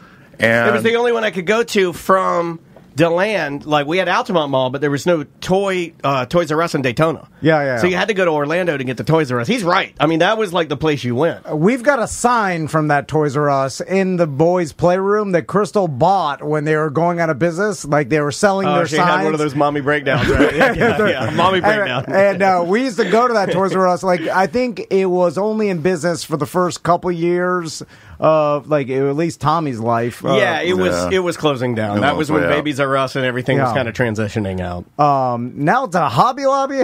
Yeah. You can get your you can get a 3-foot tall Eiffel Tower in there. So you have a version of the slot car that's the toy. Mm-hmm. So what's the difference between that and what you have? So these actually, they're toy. This is what's called an HO scale. So this is just a smaller version of what I race, which is a 1/24 scale commercial car. So. Oh, he's got them all in a wooden box. So anything in a wooden box looks better, by the way. Basically, the difference is this car you can race at home on a track that you purchase, sort of like from Toys R Us. Basically, growing up in the 80s, you know, Toys R Us was two things for me. It was slot cars and Tyco RC cars, and it was Nintendo games. So that's what I went there for, you know. So usually every year between the ages of 5 and 10, around Christmas time or at Christmas, I would get a new HO slot car set for my house because I grew up, my dad was awesome and basically a big kid. So, you know, if he thought it was cool, he was like, hey, my sons would love this. And, you know, so we end up a lot of...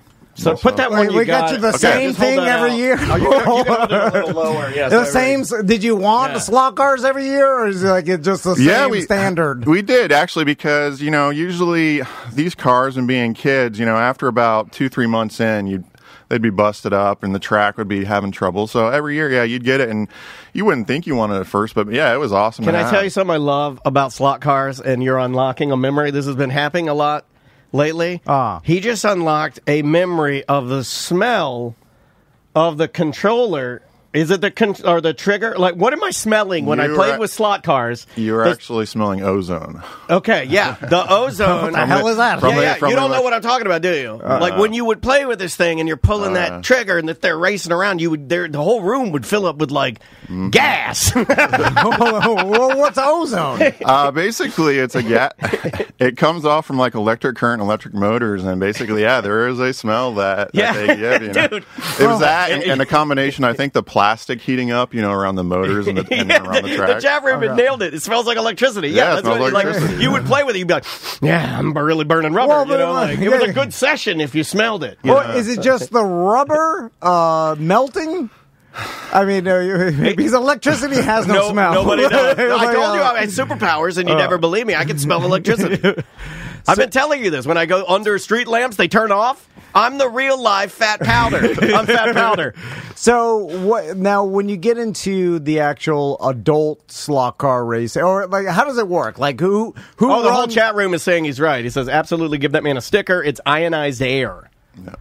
Well, what does that mean? So maybe the electricity from the car is changing the molecules in the air and giving it a specific odor? I don't know. That's my guess. Something like that. That doesn't make any sense. There is a smell. I'll bet my daughter's life on it. If you play with slot cars and you're pulling the triggers, you'll be like, what is that? And it's the smell of the slot cars. But there's plenty of cars that have batteries, and it's got to be the smell of the tires and the plastic rubbing against the tires. Chat room is saying the spark turns the air to plasma, and that's what you smell. Yeah.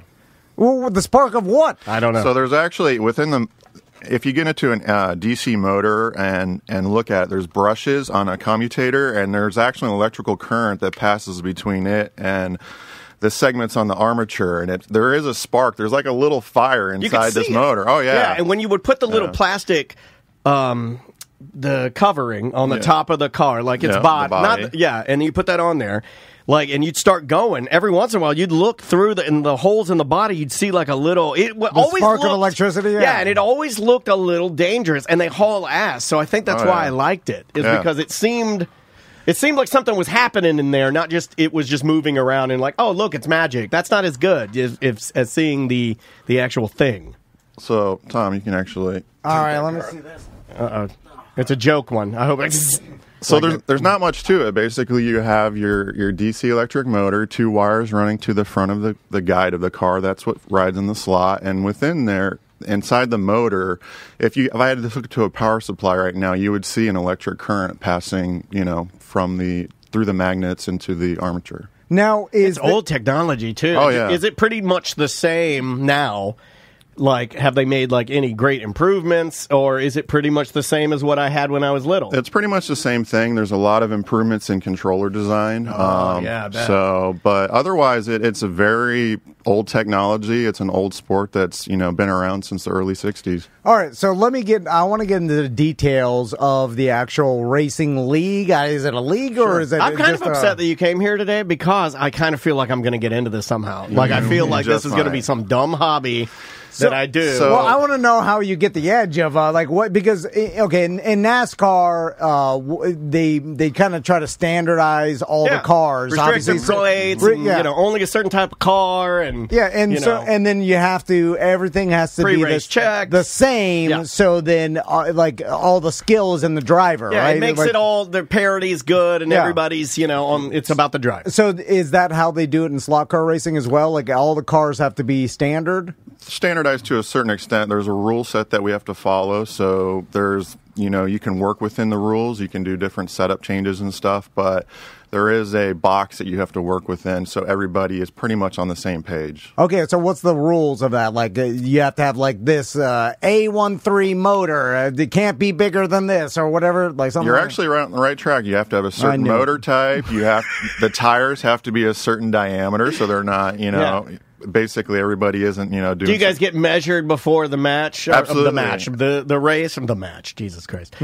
Just like real NASCAR. Yeah, so basically... Does the guy doing that dress like a real official? Because I feel like he does that. I want to make fun of him. Well...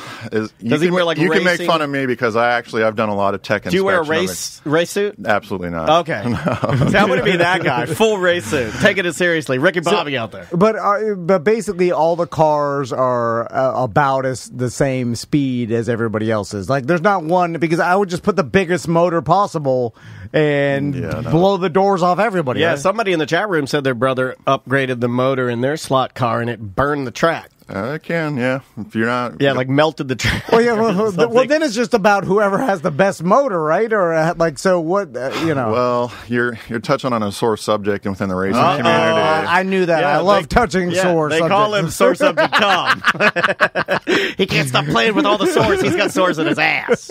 Don't say that. Carbuncles. No. Carbuncles. So one of the things is we use these sealed motors, and they're not that expensive. They're like, $15, $18, but sometimes in order to find the best one, you've got to buy a handful of them and, sort through them and do some testing and break them in.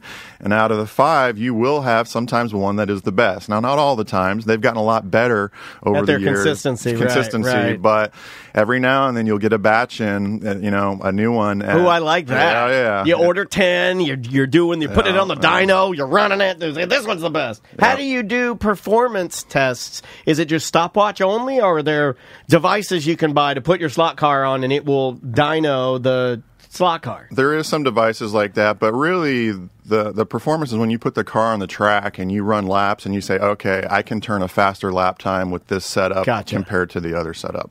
So let's talk about the track. What are we talking? The standard oval? How long is it? Because I imagine it's pretty.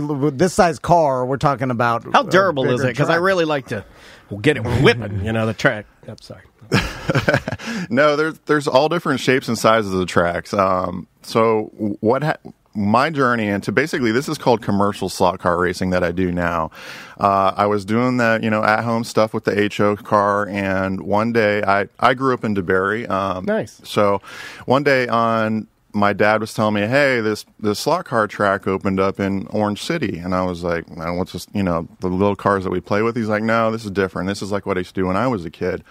So we went up there, and lo and behold, we went to the storefront. It was in the Orange City Plaza next to the old Jade Garden. No longer exists. But, we walked in, and there was 3 different tracks I remember. One was like a little oval track. One was what they call a flat track with multiple turns.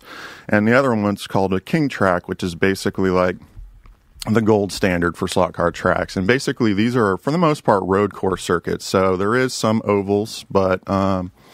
these are usually in length from anywhere from 100 feet to 220 feet. Sure. So quite big. Actually, your office here and space wouldn't be enough to put a track in normally. That's cool. Yeah, they're quite big. So, okay, you're talking about sizable track. Mm-hmm. Now, how do the races go? Because you're in a slot, so are they all timed? Because obviously you can't pass each other, right? Exactly. So each track normally has 8 lanes. A commercial track will have 8 different lanes, and each lane has its own color. So red, white, green, orange, blue, purple, black, yellow. And each lane you will get 2 minutes, normally 2 to 3 minutes to run that lane, and there'll be 8 drivers starting at one time. And after that 2 minutes is up, there's a computer that keeps track of all the laps and all your lap that you went through and the lap times that you got down, and at the end of the heat, you will switch to the next lane. Sometimes it's the one next to you, sometimes it's one a few over, and you end up running every lane for usually 2 to 3 minutes, depending on the race. So I've seen slot cars, and I've maybe have seen slot car racing in some like mini videos online. I don't know if you're familiar with those. They're endless mini videos. You could just scroll all night and not pay attention to your family. Anyway, so in the videos, the cars are going so fast that there's no way to tell what the hell's going. They're like, my glasses don't even help. My glasses don't even help. I don't even know what's happening. And then you're just looking and you're like, wait. I don't even know. I think I'm winning. And then it's just as fast. I mean, so fast you can't even see the detail of the car, obviously. And speaking of that, how fast do they go? Most of these average anywhere from about 25 to 40 miles an hour. But you're talking on a small track, so it's super fast. Yeah, that is like, if that thing flies off, I mean, you could lose an eyeball, right? How do they keep the cars from flying off? Because when I was a kid, if you hit the gas too hard on your trigger, then they would fly off in the corners and then into the drywall. Rocket off into my dad would, Dad Lee, keep them on the track, boy. So it's similar to what you'd use as a kid. Basically, there's a controller with a trigger, and when you pull the trigger completely, you're going to get full power. When you let off completely, you're going to get a brake. That's a hell of a controller. Yeah, Jeez Louise, man. So this is the controller advancement I was talking about. And actually, this is kind of an average entry level. There are some that are much more advanced than this even. So. That's crazy. So it's like that one, I'm guessing, is hypersensitive to touch? Or yeah. Well, what it allows you to do is control basically the amount of brake input that you have in the car. Sometimes you want a lot, sometimes you want a little, depending on how the car is set up. It also allows you to control the throttle curve, so you can have the power come in a lot faster or a lot softer, depending on how the car is handling. It just allows you to make more adjustments to suit your driving style and the car setup. So you can like completely customize it based on even your own hand geometry, whatever you need. Absolutely. That's really neat. What does a controller...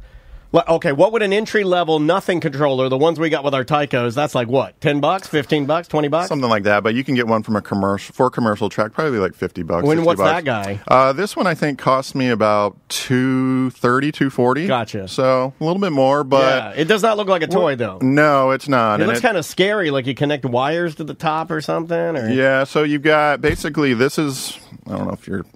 Yeah, you have 3 wires that connect to posts on the track. So one is for your brake, one is for the positive, and one is for the negative. Gotcha. And at each lane has its own station that you hook up to. So after your heat is done, you disconnect and go to the next lane. So the controller controls the car through the track? So you're controlling the speed of the car. So if you're going down the straightaway, you're going to have the controller fully pulled back and you want to give it full gas. As you come up to a turn, you want to let off at a certain braking point and let that so the car slows down enough to coast through the turn. And then basically what you have to control is getting back on the power at a certain point. Depending on your car and how it's handling, you can get on the power sooner, or you may have to wait a little bit. Otherwise, your car may fishtail and fly out of the track, or also conversely, going into the turn itself, if you brake too hard, you could fly off and slam into the wall or. Interesting. When you go to these races, is there like a bad boy of slot car racing? It's like that's Buffalo Bill. He plays by his own rules. Oh God, that's Slots Johnson. And then who said Slots Johnson? And then, get out of here, you punk! Slots Johnson, he's running it too fast and he's too reckless. And every once in a while, one of his cars fly off, and then the official comes. He's like, "There, one more time, Johnson, that slot, and you're out of here." All right. Is there anything like that? There's a little bit of that. Nah, you keep messing with me, I'll go to the Slot Car Nation and take my talents there. And there's competing leagues. It's like WCW versus WWE. How serious do all these guys get? Do they? I bet there's been a fight. I haven't seen a fight in a long time. But there's been one, hasn't there? Oh, there's been. I know there has been. You know why? Because guys are involved. Exactly. And if guys are involved, we're going to fight. So, how serious does everybody get here? Everybody has different levels that they take it. I'd be real serious about it. I'd be mad as hell. I mean, there's some guys that live and breathe slot cars, and if they don't do well during a race, they are very upset. And, stupid! You're an idiot! They yell the C word? Yeah. Are there how many, is there age brackets? Are there any... something tells me it's really young, really old, right? I mean, no in between. Yeah, I don't feel like this is a gray area sport. I feel like this is a babies and almost babies again. It's no one here is in the 30s. Yeah, babies and angels. It's babies and angels. I'm definitely the outlier. I'm in that group like you're talking about. Yeah, you're too young to be there. Yeah, I came in. You can still get erections, so they're like, what is this guy doing here? Put him in a different class. Yeah, this guy's crazy. Hold it, you're Slots Johnson. But no, we do have a few kids, but it is majority older guys. I would say average age is probably right now late 50s, early 60s. Yeah, that's about right. Yeah. So, God, I have something to look forward to. So it's going to be so awesome. Describe to me race day. Like everybody has. You get a big breakfast. You got to carb up. Carb up. Do you have a team? Do you have a team? Do all the cars look similar? Does someone have a wiener? Because it seems No, you don't get out of here. You want to make a mockery of this? No. You want to make a mockery of my hobby? Well, because you're going to race me with a Wienermobile. I'll smash that thing like Dog the Bounty Hunter smashes an ice pipe. Because I don't know how much. I'd be so mad at you if dude, you're mocking it. Do aerodynamics This guy's really over make a with the difference? Batmobile. He's got the old Batmobile, the 60s Batmobile with Fat Batman in it. So what are we talking cars? Are they all the same? No, they're not all the same. Okay. There's all different classes of cars, and there's different series that run, throughout the state and the country, really. So there is basically the car I showed you before. That's a commercial style. They call it a stamped car.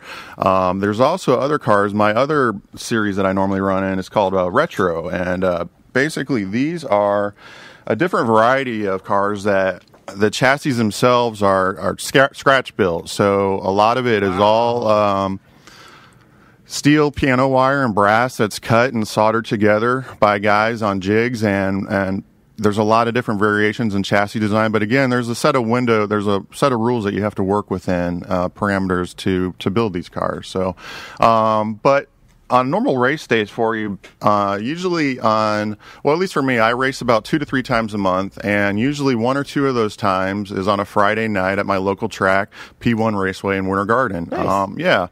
So we have a great group of guys that show up. Usually there's Is it indoor? It is indoor. Okay. Yeah. This is great for like when you're in your 60s. This is fantastic. You sit there and you noodle with your car and you get it ready to go, and then you take it and you race guys. They'll have a couple beers and call it a night. Who puts it on? So there's track owners, and basically... let's start a track. Yes. Well, I'm virtually certain there's no money in any of this. Totally think so. What's up? I mean, they're fun. Yeah. And you want me I to wanted to start a company one time where we washed hot air balloons, just the cloth, not the baskets. And this guy. So there's people that have these facilities that run them, and what's in it for them? A lot of them, it's their hobby. It's what they enjoy doing. So a lot of them saw a need. Enjoyment? Yeah. Oh my God. Do any of them make their cars do they put little sponsors on them? Oh, absolutely. Yeah, you make them look like. Do they put cars, put like tire scuffs on them and try to make them look like? Some guys do, but normally you get enough damaged racing that it doesn't. How many guys have an all-American flag car they call the Patriot? A lot? Is there a lot? There's a few. Okay, here and there, Anybody put any questionable political phrases on there or anything like that? Yeah, there's a few. I know what I'm dealing with here. There's not one Obama car here. No, not even one. I know the demographic here. Not even one. So I imagine there's a lot of crossover. It might come as a surprise to most people that there aren't any miniature black people driving these slot cars. I imagine there's not much, or there is a lot of crossover between a hobby car people. You mean like RC car? Or not RC, like the people that paint little tiny miniature. Oh, miniature. We call those people gay. That have the people miniaturists. That paint the cars or like put together cars because it's super detailed and like you know who's doing that? Some right of these now? People are building these things. Our buddy Juan does that. He paints the D&D characters for like table gaming. You know, that's a big. We have a lot of listeners that paint tabletop gaming stuff. So there are a lot of hobby car people. That looks like Racer X. Yeah, so this is actually what you're talking about. A lot of people do enjoy the hobby just for painting and detailing the bodies. This is the body as you would purchase it normally. It's clear, it's thin, it's plastic, and what you do is you tape up the windows, you can tape up your designs and paint different colors and basically do whatever you have in mind. So you can be as creative as you want. That's pretty cool, absolutely. Man. How much does one of those little bodies cost? I think this body was like $5 or $6. Yeah, so would you say that to get started with like the same size that you have, what's a ballpark figure for just to get started? You could easily get into the hobby for a couple $100. That's not bad at all. Yeah. That's pretty cool. So, are there anybody that, like, within the racing community that's known for cheating? Our favorite thing. Like in the fishing world, Tom and I became very obsessed with the guys that were putting weights in their fish. The video, and everybody arguing with them. And there are so many videos of them cheating, like, before that. Like, if you go down the rabbit hole, this is like a thing. There's got to be a guy in slot car world who is notorious for bending the rules. And by the way to really do that, the fish cheating, is to put the guts of another fish inside the fish because of the natural weight. That's a really good idea. It's just hard to stuff intestines down a bass's mouth. So I'm sure there's people that soup up their motors or maybe get a little bit of a custom built bigger motor that puts out like 1% more energy, or like that guy in the Tour de France that had like a miniature motor in the frame of his bike, and he's just cruising along. And then there's controversy controversy because someone's telling the judges, like, yeah, he cut his tires with a pocket knife. I saw it to get extra traction. Like, Bill's slot car is way too fast. Like, there's no slot. Like, it's faster than anything I've ever seen. He's got to be cheating. Is there anything like that? It doesn't happen often, but we have had a few instances here and there. And if anybody in Florida, and when I say Cheatin' Charlie, you know who I'm talking about. I knew it was Cheatin' Charlie. That son of a bitch. And so Cheatin' Charlie was He knows. He's listening right now. He's in the chat room. Beefed up motors, or like, is there a weight thing? Do they have to weigh a certain pine amount? tar. You put pine tar on your tires. They get them stickier. I wasn't there for this race, but one instance I heard, and I like how you're distancing yourself from Charlie. Exactly. So there's a certain rule. And they do listen to the radio. Yeah, they do. Yeah. Slot car guys are radio guys. It's Holy only radio. Slot car. If there's something I know about slot car guys, it's three things. They love slot cars. Number 2, they listen to the radio. Number 3, they love free movie tickets. I know that. I know it's like, you know it. And Sorry. Trump. Okay, you forgot to mention Trump. And Trump. And the chat room is so happy you're spilling the tea. Back to you, sir. Anyways, this was a local race I heard, and basically sometimes in the local, like Friday night races, the rules are a little lax as far as there's not somebody there checking your car constantly. Everybody's like, hey, we're here to have fun, you know. Who would cheat, right? Yeah. So what I heard was particularly that car in front of you right there, it has all steel pans, so it's a little bit heavier, but what I heard is he got caught using aluminum pans, which lightened up his car. Aluminum pans! All right. Come on! And how does someone, like, are there actual officials or judges there that will come and do something about it? Or they're just like, come on, we Charlie. know you're using aluminum pans, Charlie. No, you just get shamed by all your fellow slot Or they're like, boo! How many people are at an average race day? Well, average race day, if you have a series race that's going on, usually about once a month, you'll have anywhere from 15 to 20 people usually show up. That's good. Does your wife come? She's sitting here. I don't know if it's your wife or girlfriend we're or leaving friend. We're leaving her off the camera. She looks like a good, supportive woman. A good, supportive person. She didn't want to have anything to do with us or this. I imagine that or Cheating Charlie. I was into this, that Crystal would never show up to one of my races.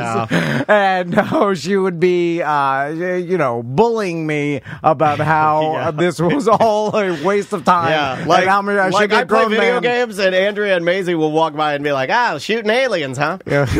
Yeah, okay. All right. Well, this is my girlfriend, and she hasn't been to a race yet. My ex-wife has been to a few. Whoa, that's what happened. Don't take her. She's a good one. Don't take her. Don't take her. You don't want to scare her away.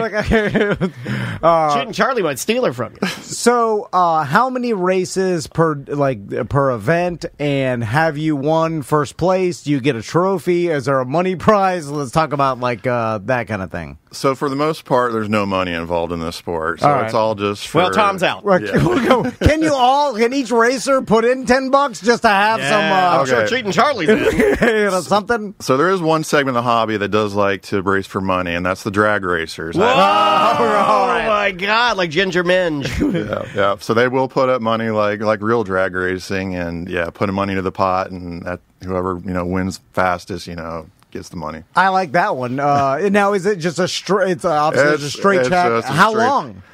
Usually, I think 60 to 75 feet. So it's like less than a second, just and you're done. It seems like you would need some sort, and that's obviously digitally monitored because I imagine the races are so close that it's just a digital tape measure. 100th millisecond apart because the damn cars are so fast. Race for pink slips. That's what the chat room says. There you go. Do people race for their cars at all? I've never seen it, no. Well, there you go. That'd be kind of cool, right? You've spent all that time. I imagine, in the slot car community, no one wants to take that much any chances. Gamble. I know. I don't know how. That's how I felt. I don't know if you guys risk takers. I don't know if you guys remember the show Pinks that was on years ago. Yeah. But it was a race. It was a drag racing show where normal people would supposedly. I feel like no way put their cars did, up against each other, and winner takes all. Winner takes the cars. And I fell in love with it the first time I watched it until I realized it's all fake. Yeah. I was about to say that. I was mad. I feel like it's very little chance that they actually exchange car. We're talking about a car that costs $100,000, and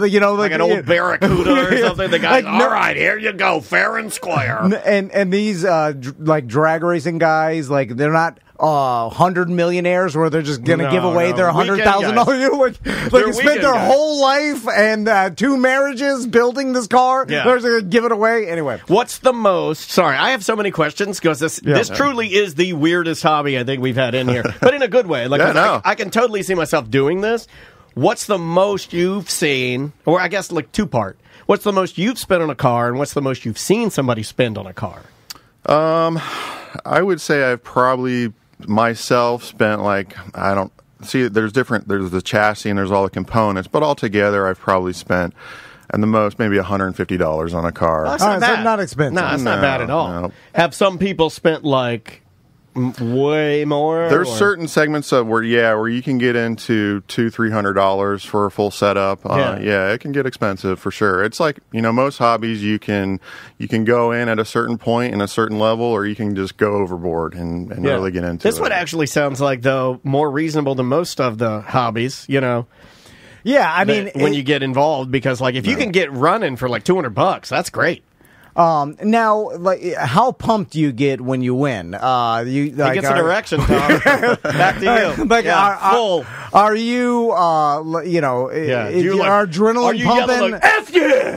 Like, I like that. I like it when people... How excited are you? Just like, oh, that's good. Yeah, I like a chest bump. I like an old Patrick Ewing chest bump. Are you super competitive? So... I am not that competitive. I'm what's referred to as a mid-pack racer. So on occasion I will win, but not very frequently. But I have a great time. I still get that adrenaline rush. And so the old timers, it's like Andrea. I got a mid-pack over here. I'm just doing it for the fun. Yeah, that's me. And the fellowship. Yeah. I bet this guy wants universal health care. He's a mid-packer. Goddamn mid-packer.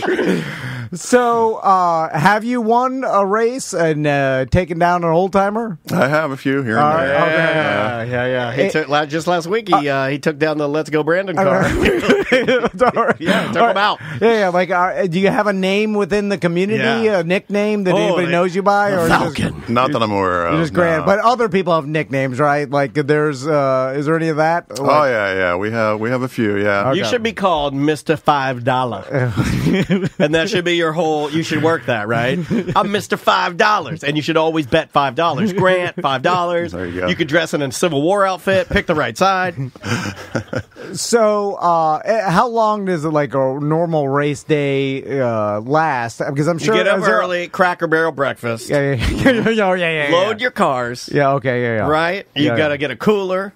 Yeah. You got to have... Because you bring some beers, right? Like, it's like a softball. Like, I know old men play softball, and most of their time is spent just drinking in the parking lot, and then they'll go, and then they may not even play I don't a even full think my dad 5 ever innings. played. I think my dad just sat in tiny shorts and drank beer. Yeah. So is there a lot of just, like, hanging out, drinking, you do some racing, or... They'll usually do some drinking after the race, but not at the raceway for the most part. Not allowed. No. Not allowed in the pits. Is it frowned upon? Like, why can't I be just S-faced? Yeah, I can't pull the trigger if my hands are flopping all around, Well, usually there's kids around, so Kids? No. These are my toys, not kids. They got their own toys. Yeah, and these are man toys. And like, how big of an area? How many people are showing up? Or were we talking? He said 20 to 25 people, right? Just 20 to 25 and their families, or like... On average, I mean, you'll have some people bring their families with them, but they're also, usually within the raceway, there's also the normal operations going on. So you'll have people coming and renting cars. There may be a birthday party going on, where they have kids' races going on another track, so... Gotcha. For my birthday, I want to see the old timers. Yeah, okay, so they're opening it up to, like, trying slot car, because you got to start... Yeah. You got to market You got to get them hooked so they buy the stuff. Yeah. You got to get other people. You got to market the slot car industry. You get the young ones in there. Do you actively try to find hobby shops around the Central Florida area whose owner is elderly and going out of business, so you can go in and undercut him for all of his leftover slot car inventory? Because I'm constantly looking at these hobby stores all around Florida, and I'm like, that guy's going to die soon, and pretty soon it's going to be 75% off all the fun stuff. Like the RC cars. Old men eventually die, and then they have tons of RC cars that are stuffed in their scary warehouse. Yeah. Then they leave it to their grandkids, who then they immediately sell everything. They sell it to the Chinese. As cheap as possible. So, any of that?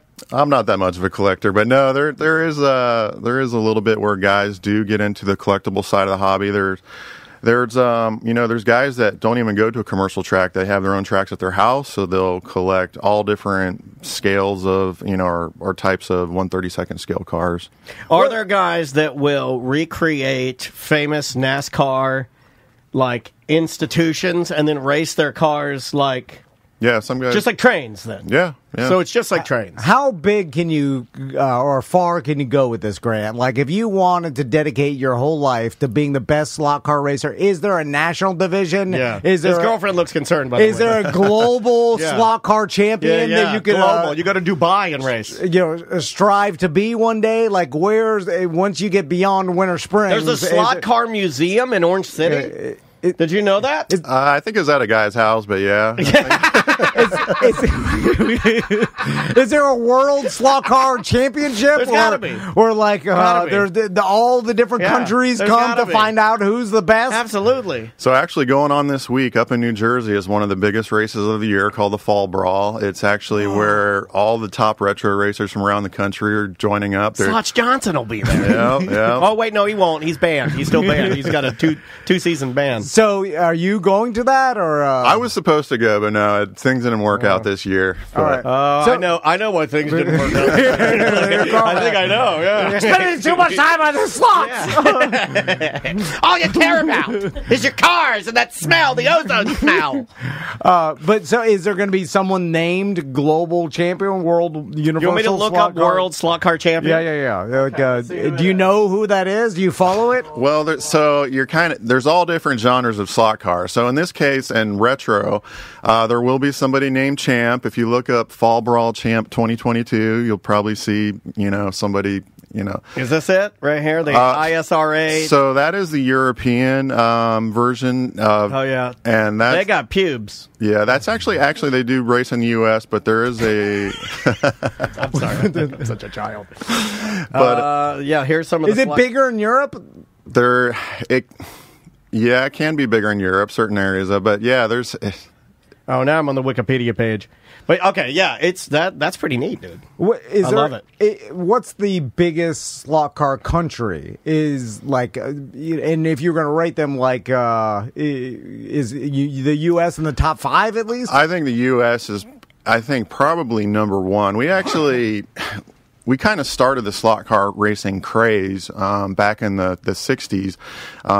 I don't know if you remember when like the hula hoop was like real popular, was going through the fad. Well, slot car kind of went through that fad itself where, at least from what's been passed down to me, is if your town had a bowling alley, there was at least 2 to 3 slot car tracks within your town as well. It was that big.